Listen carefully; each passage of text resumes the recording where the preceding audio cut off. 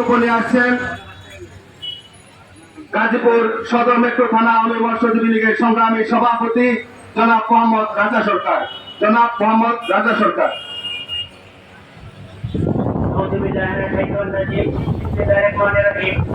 আজকে গাজীপুর মহানগর আওয়ামী মৎস্যজীবী লীগের শোকসভায় উপস্থিত রয়েছেন হানিফ খান ভাই, আর উপস্থিত রয়েছেন ইমরান আলী সরকার ভাই, উপস্থিত রয়েছে আমার গাজীপুর মহানগর আওয়ামী মৎস্যজীবী লীগের করা যাকে দেখে আমি আজকে মৎস্যজীবী লীগ করতেছি, আমার অভিভাবক, আমার কাকা, কবি কাকা, আরো এই জায়গায় উপস্থিত থাকতে পারেননি গাজীপুর মহানগর আওয়ামী মৎস্যজীবী লীগের বিপ্লবী সাধারণ সম্পাদক, তিনি অসুস্থ, তার জন্য সবাই দোয়া করবেন।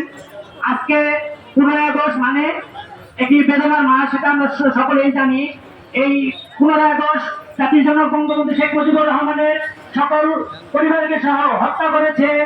আজকে পাকিস্তানের সাথে যুদ্ধ রয়েছিল বিএনপি জামাত সহ সকলেই তারা জড়িত ছিল। আমাদের